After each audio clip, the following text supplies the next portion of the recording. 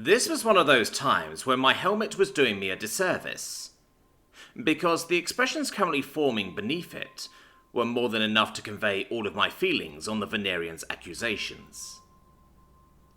I had to compensate for my helmet's encumbrance by just slightly over-exaggerating what little emotive ability I had left, namely, through my use of words, tone of voice, and most unappreciated and overlooked of all, body language.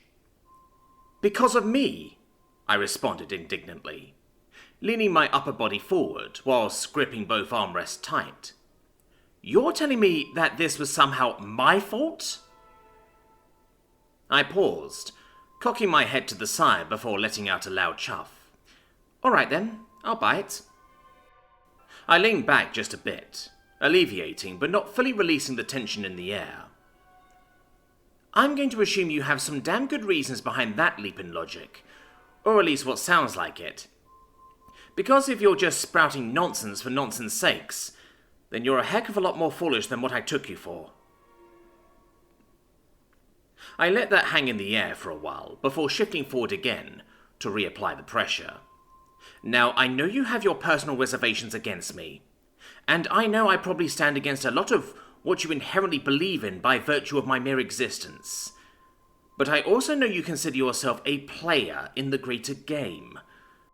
And no player worth their mettle or gilded titles is going to be spouting out rehashed rhetoric at a time where their very fate is on the line. Because I highly doubt you're the type to double down on the crap you've been spouting when all the chips are down. You seem smarter than that, Eleanor. So tell me then, explain to me how and why you were ordered to go full Fahrenheit 451 because of me." To Eleanor's credit, he didn't budge an inch, as I brought my full weight to bear. In fact, he seemed as composed as he was when he effortlessly flipped his persona back at the armory. There was a hint of fear in his eyes, though I couldn't tell if that was because of me, or because of this whole mess he was now embroiled in. Regardless, after giving my tirade its deserved airtime in silence, he eventually did respond. "You are correct in distinguishing rhetoric from the practical concerns of the greater game, New Realmer." His eyes sharpened further, trying his best to maintain eye contact through my opaque lenses. "This is an important distinction to make, and one that even those amongst our ranks seem to struggle with at times." There it was again. Another glimpse at Eleanor's courteous side. Or at least the closest thing to courtesy that I'd experienced from him so far, alongside the help with the chair.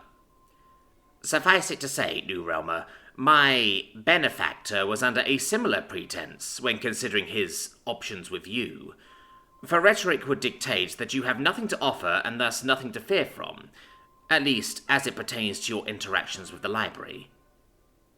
He paused, before gesturing correctly to the pouch I had my card stored in. "Yet reality says otherwise." The Venerian paused, taking a deep breath as he leaned back against his chair with a satisfying plump. "In short, my benefactor acted in the way he did out of a universal motivator even you would understand. A motivator so primitive, so primal, that even the most stalwart of souls will find it difficult to act any differently under its vice grip." Eleanor levelled his eyes my way once more, his gaze remaining nothing short of heavy and severe. "Simply put, my benefactor acted out of fear, New Realmer. He was terrified of the threat you pose and mortified of what you could do if given the opportunity." I opened my mouth to respond, if only to ask about where exactly this fear stemmed from, but it only took me a few seconds to realize just where Eleanor was going with this. "For you hold within your hands an information disparity, the likes of which has never been seen in untold eons. You hold within your arsenal a weapon far greater than any magical tome, artifact, or crafted omens. You hold an information advantage, New Realmer. One that has the potential to incur a deficit never before seen with the library. A deficit which could be used to exchange for secrets the Nexus believes no adjacent realm has the potential to trade for, let alone a new realm. For this is the first instance in history where another power poses the potential to upend the Nexus's stranglehold on the information deficit within the library. And whilst not all the information traded with the library is sensitive enough to pose a threat if learned, there are some which have the potential to.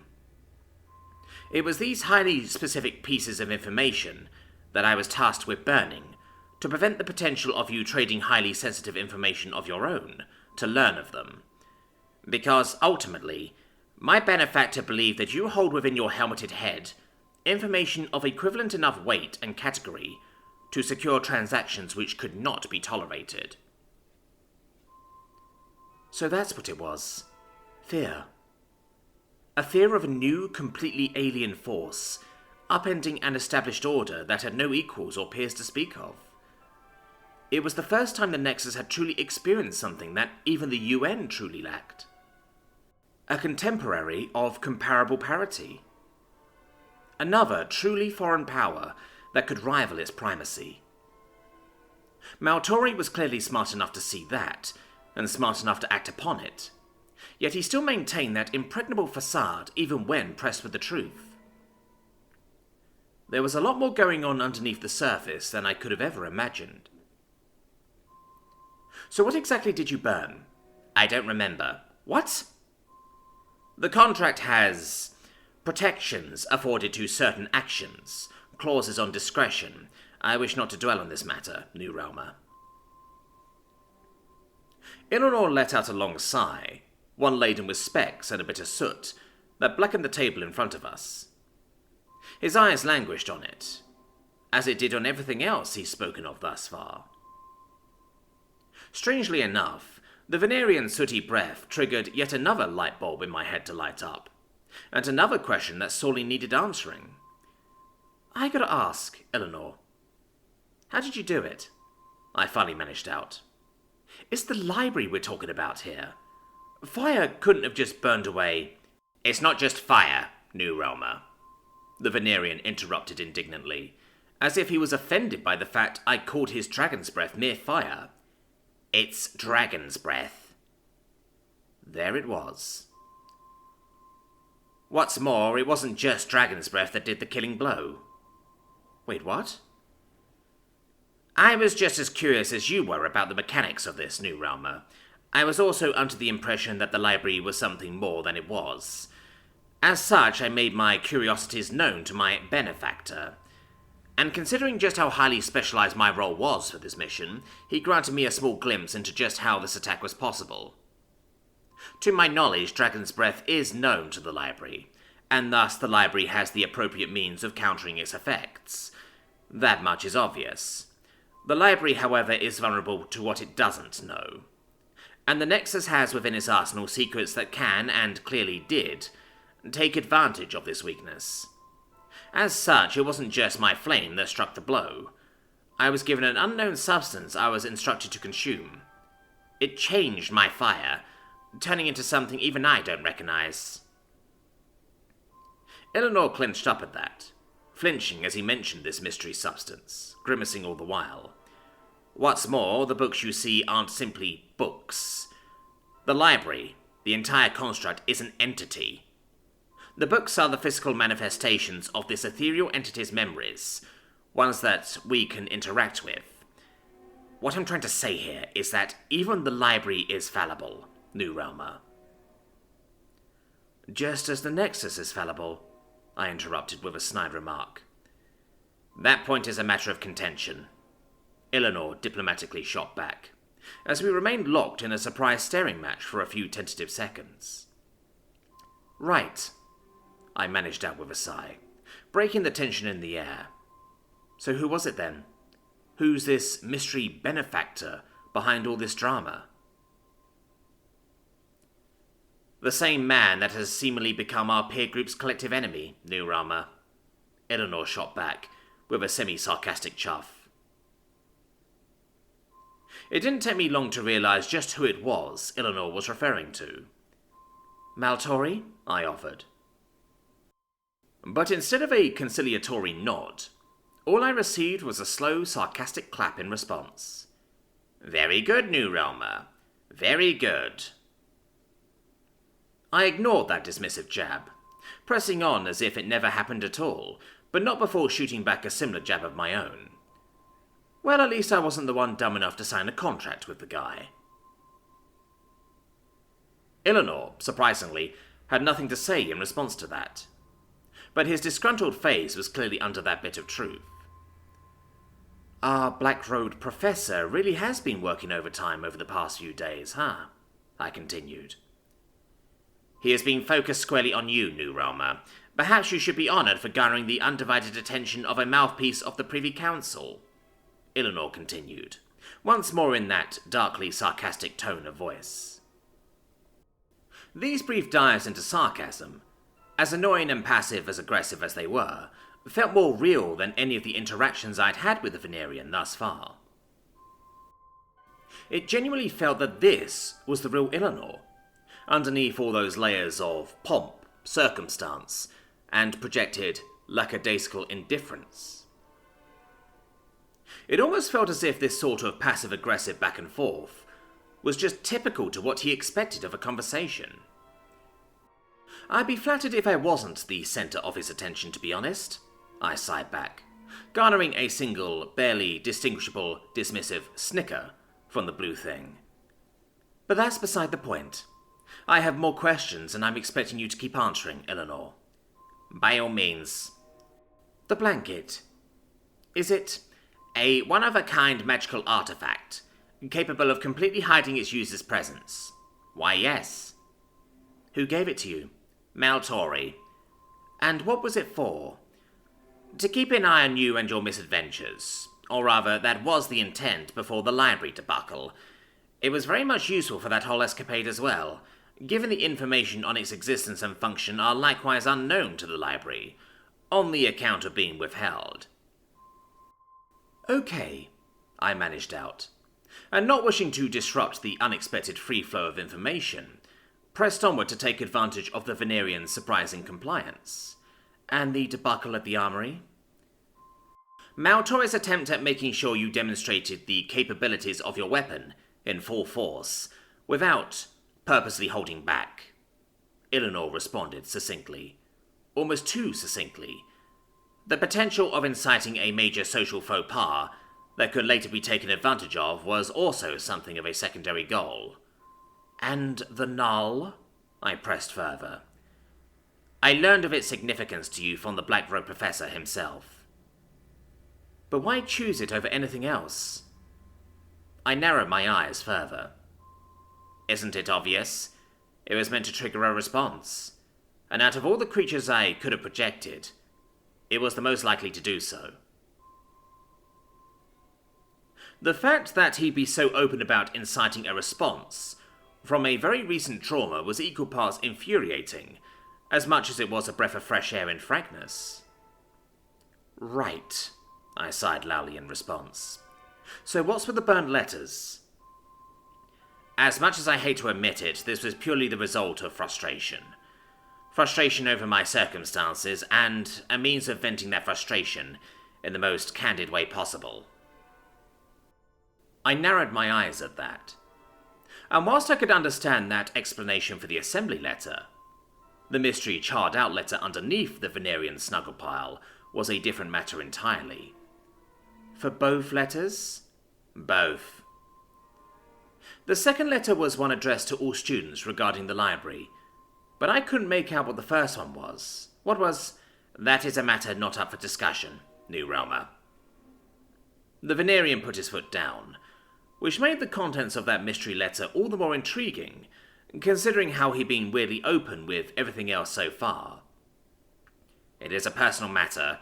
I hope you can respect that, as I am under the impression that we are currently discussing matters pertaining directly to the current circumstances plaguing our peer group. The letter is decidedly not one of those matters. So it wasn't your contract with Maltori or anything? No. The holder of an agreement is the one in possession of such things. So how did you know you were free from it? It's an inherent feeling. I can't expect you to understand these sorts of things given your Eleanor turned around, and for the first time in the entire conversation, he finally broke eye contact to gaze at the air in indignant disbelief. Your self-purported and self-supposed mannerless status. And on the topic of Maotori, tell me why you did it. Why'd you sign a pact with that sleazeball? This question garnered a visceral reaction from the Venerian, as he sighed, sinking deeper into his seat, claws running to the back of the armrests. I believe I'd alluded to that enough, but if I need to spell it out, New Realmer, then I shall for the sake of this forthright exchange. To put it bluntly, the man played the oldest tactic in the book. He extorted me when the choices I had were to sign, or to consign myself to oblivion. I'll let you guess which choice I made, New Realmer. Another silence suddenly fell upon the both of us, as I let out a sigh of my own, gripping the bit of my helmet where my forehead should have been. Eleanor, I have to ask. Yes? The Venerian perked up, seemingly happy to be moving forward from that recent tangent, but no less jaded. You're not suddenly being open about all of this for no reason now, are you? You're not doing this all for free? I believe that much was obvious from the start, yes. So what do you want? I spoke curtly, cutting straight through the fat. To which the Venerian seemed more than ecstatic to reciprocate. A guarantee, New Realmer. What sort of a guarantee? A guarantee to defend the honour and integrity of this peer group. I leaned forward once more, making it known that I wasn't about to take his wishy-washy attempts at noble legalese. And by peer group, you mean yourself, I quickly clarified. The two are inseparable, the Venerian spoke with a sly grin, as the protections afforded to one extend to all within its ranks. He paused before making a final play. And isn't group cohesion what we need to survive the hostile conditions we find ourselves ensnared in? It was at that point that I decided to push even further, calling the blue thing's bluff as I laid my cards down. What's stopping me from simply letting you burn, Eleanor? I stated plainly, and uncharacteristically coldly, causing the Venerian's cheeks to immediately drain of colour. What's stopping me from letting this all play out the way that it should tomorrow? Eleanor didn't respond for a few seconds, which only served to emphasize his answer when it did come. Uncertainty, he responded cryptically. For if I... He looked away, as if trying to physically hide from the very real possibility of his doomed fate. Were to be forcibly removed from the ranks of the group, another would have to take my place. For a peer group must maintain its numbers, even if it must be inflated by drawing from alternative pools. The Venerian's ultimatum quickly became clear, as the prospects of getting someone new slotted into the group was troubling. For how difficult would it be for the Academy to simply shove someone like Uven Croven into our group? Someone who was fully bound by the soul-binding ritual, reduced to just a literal puppet. The Venerian had his drawbacks, but at the very least he wasn't a mindless zombie. If this conversation showed me anything, it demonstrated his ability to, at the very least, save his own skin. Which brought me to a final talking point that I felt could serve to really dig into the blue thing's psyche. What do you even want me to do about this situation, Eleanor? I just assumed, since you had a golden library card, that I could just talk to the library and sort this whole mess out. Perhaps. I simply assumed.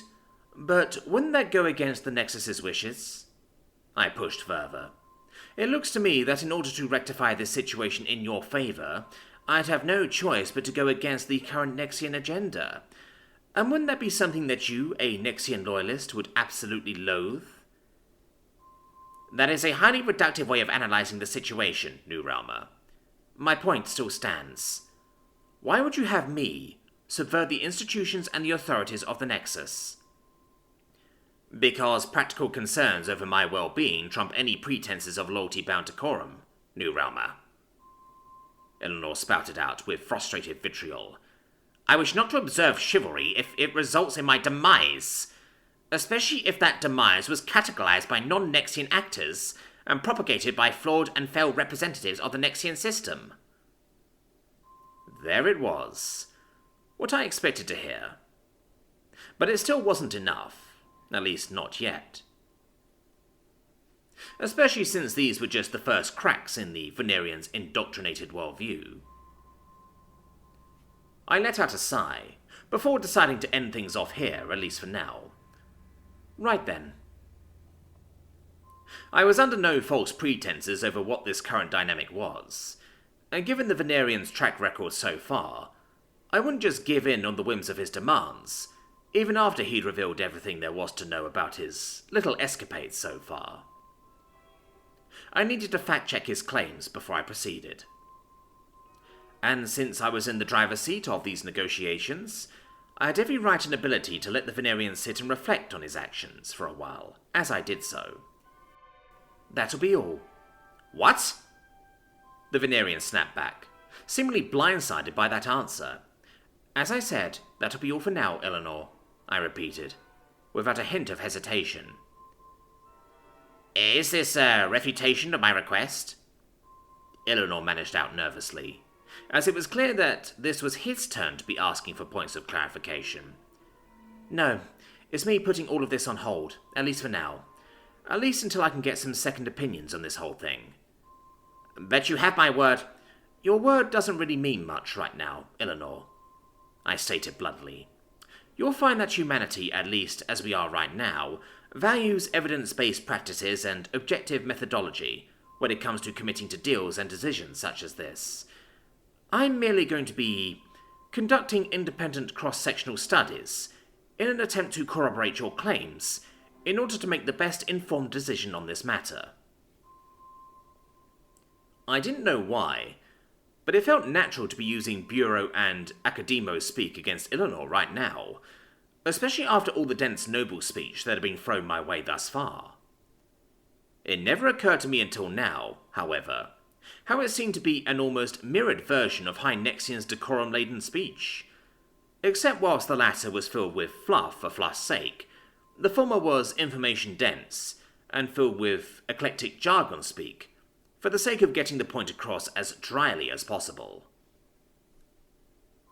I began making my way out of the room, picking up the remnants of the burnt letters whilst doing so, as I left behind a dazed and confused Venerian. No sooner did I arrive at the door did I feel a tug on my hand, however. It was a forceful one that beckoned me to stay. Nurama, please. I craned my head, despite not needing to do so due to my rear-view camera. I had no other choice, and now I have nowhere else and no one else to turn to. I understand full well the irony of the situation, but please. I could hear the breakdown of his facade cracking, in the form of the squeaky pain breaths that just barely held back a voice on the verge of tears. I didn't know whether I was looking at crocodile tears, but something told me that I wasn't. Still, I had to be smart about this. I couldn't just take everything at face value. Just stay put for now, Eleanor, I managed out through another sigh. I'll be back. I can promise you that much for now. Relaying all that there was to be relayed to the likes of Thacia and Thalmin took a little while. Most of that time was taken up by Thalmin's constant jabs at Eleanor's moral character and his personal integrity, with a few moments punctuated by Thacia's sharp and analytical questions. In the end, while we couldn't fully corroborate all that there was to corroborate regarding Eleanor's story, certain elements that actually mattered were more or less confirmed as legitimate, most notably the peer group system. Which is why we all came to the same, begrudging conclusion. The Academy will waste no time in replacing Eleanor with a far more agreeable agent to service their own ends. They will have learned from the lessons of the disgraced Maltori and simply opt for a pliable duplicant in the stead of any contract-bound free agent, Thacia concluded, garnering a constant, dulcet growl from Thalmin, all throughout her short yet informative analysis. This works elegantly in their favour, utilising the Venerian as a convenient scapegoat, and replacing him with an unquestioning agent, all in one fell swoop. Which means the only means of preventing this outcome is to temporarily align our interests. Thalmin begrudgingly spoke, practically shaken in place, for the alternative would be unacceptable. Okay, I managed out with a sigh. Alright then, we'll see what we can do. But the Eleanor situation doesn't change our main objective. In fact, we might be able to kill two birds with... I paused, my eyes immediately darting to Thacia as I corrected my course midway. I mean, save two birds with one net, I managed out sheepishly, garnering a questioning glare from Thalmin and a look of incredulous confusion from Thacia. What I'm trying to say is that we should just get going to the library, I managed out, looking to the two for confirmation. Thacia was quick to nod, but Thalmin's gaze strayed towards the corridor leading to his dorm. I think it would be prudent if I stayed behind to keep an eye on the Venerian, he announced. With a nod between the three of us, Thalmin began pacing towards his dorm, whilst Thacia and I finally resumed course for the library.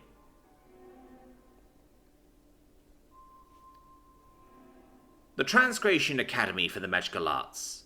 En route to the library. Local time, 1700 hours. Emma.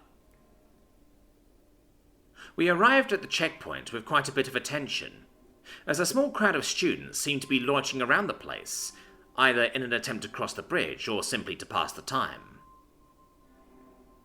The latter group seemed to be waiting around for some juicy drama to occur, if their whispers were any indication.